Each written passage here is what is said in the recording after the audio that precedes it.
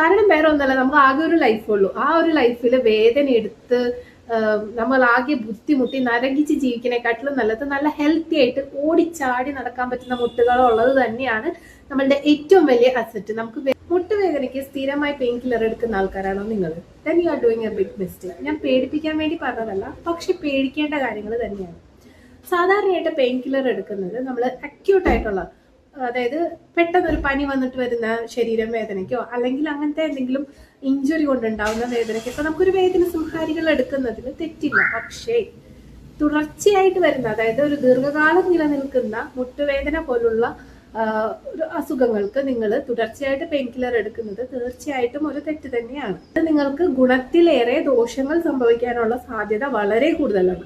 എങ്ങനെയാണ് normally pain killer work ചെയ്യുന്നത്? അതായത് നിങ്ങൾക്ക് ഒരു വേദന വരുന്നു, നിങ്ങളൊരു പെയിൻ കില്ലർ കഴിക്കുന്നു, ആ വേദന കുറയുന്നു, നിങ്ങൾക്ക് കുറച്ച് റിലീഫ് കിട്ടുന്നു, വീണ്ടും കുറച്ച് ദിവസം കഴിയുമ്പോൾ വീണ്ടും വേദന വരുന്നു, വീണ്ടും ഒരു പെയിൻ കില്ലർ എടുക്കുന്നു, ഒരു റിലീഫ്. ആ ഒരു സൈക്കിൾ കണ്ടിന്യൂ ചെയ്തുകൊണ്ടിരിക്കുകയാണ്. നിങ്ങൾക്ക് അവിടെ സ്ട്രക്ചറൽ ഡാമേജ് സംഭവിച്ചുകൊണ്ടിരിക്കുകയാണ്. അവിടെ അത് മാറ്റാനുള്ള ഒരു കാര്യങ്ങളും നിങ്ങൾ ചെയ്യാതെ ഒരു മാസ്ക് ചെയ്യാണ്. വേദന വരുന്നതിനെ നിങ്ങളൊന്ന് മാസ്ക് ചെയ്ത് വെക്കുക മാത്രമാണ് ചെയ്യുന്നത്. ഈ പെയിൻ കില്ലേഴ്സ് നമ്മുടെ പെയിനെ ഒരു ടെമ്പററി കുറയ്ക്കുന്നു, അല്ലെങ്കിൽ അതിനെ പെയിൻ സിഗ്നൽസിനെ ഒന്ന് ബ്ലോക്ക് ചെയ്യാണ് ചെയ്യുന്നത്. അത് കാർട്ടിലേജ് പ്രോബ്ലംസ് ശരിയാക്കുന്നില്ല, ഇൻഫ്ലമേഷൻ കുറയ്ക്കുന്നില്ല, അതുപോലെ തന്നെ ജോയിന്റ് സ്ട്രക്ചർ ഇംപ്രൂവ് ചെയ്യുന്നില്ല, ഒന്നും ചെയ്യുന്നില്ല. ആ രോഗം നിങ്ങളുടെ ഉള്ളിൽ കിടന്ന് കൂടുന്നതല്ലാണ്ട് അത് കുറയുന്നില്ല. നിങ്ങൾക്ക് വേദന കുറച്ച് കുറഞ്ഞു കിട്ടുന്നു. അത് മാത്രമേ നമ്മൾ പെയിൻ കില്ലേഴ്സ് ഉപയോഗിക്കുന്നതുകൊണ്ട് കിട്ടുന്നുള്ളൂ.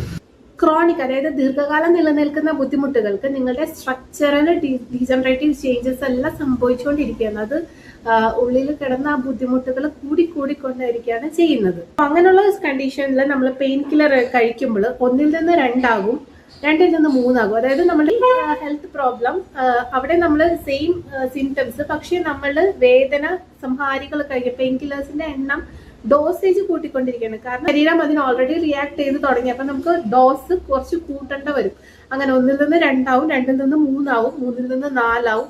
അങ്ങനെ 4 ടാബ്ലറ്റ് വരെ ഡെയിലി എടുക്കുന്ന പേഷ്യൻസ് നമ്മുടെ ആയുഷ്കാമി ആയുർവേദയിൽ വന്നിട്ടുണ്ടായിരുന്നു. അവർക്ക് നല്ല രീതിയിൽ നമുക്ക് ട്രീറ്റ്മെന്റ് ചെയ്ത് അവരുടെ പെയിൻ കില്ലർ യൂസേജ് സ്റ്റോപ്പ് ചെയ്ത് വേദനയൊന്നും ഇല്ലാതെ കുറച്ചും കൂടി റിലീഫായിട്ട് നല്ലൊരു ഹെൽത്തി ആയിട്ട് നമുക്ക് അവരെ മാറ്റാൻ സാധിച്ചിട്ടുണ്ട്. പിന്നെ തുടർച്ചയായിട്ട് ഇങ്ങനെ പെയിൻ കില്ലർ കഴിക്കുന്നതിന്റെ സൈഡ് എഫക്ട്സ് ഒക്കെ ഞാൻ പറയാതെ തന്നെ നിങ്ങൾക്ക് അറിയാൻ പറ്റുമായിരിക്കും.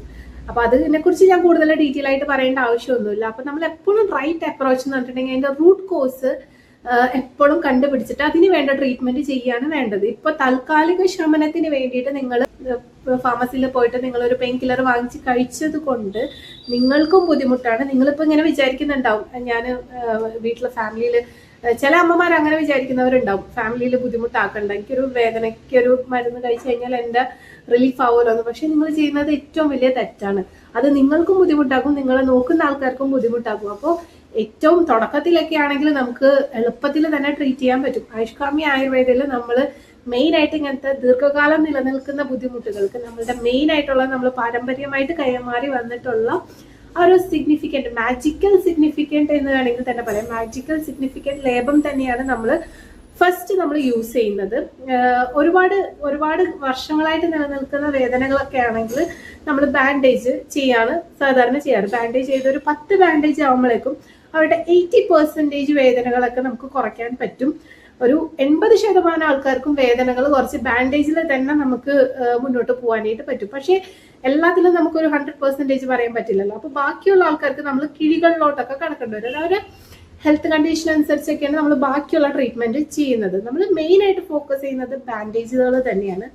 ബാൻഡേജിലാണ് നമ്മൾക്ക് നല്ലൊരു റിസൾട്ട് കിട്ടുന്നത്. അതിൻ്റെ ഒപ്പം തന്നെ അവരുടെ ഹെൽത്ത് കണ്ടീഷനും അവരുടെ അസുഖത്തിന്റെ കണ്ടീഷനൊക്കെ നോക്കിയിട്ടാണ് നമ്മൾ മരുന്നുകൾ, ഓറൽ മെഡിസിൻസ് കൊടുക്കുന്നത്. അപ്പോൾ എപ്പോഴും ശരിയായ രീതിയിൽ തന്നെ ട്രീറ്റ്മെന്റ് ചെയ്യുക.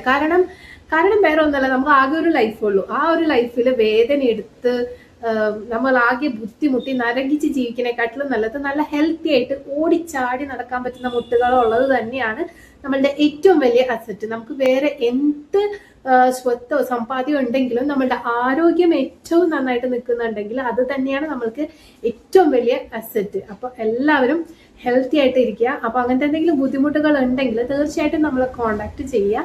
Thank you.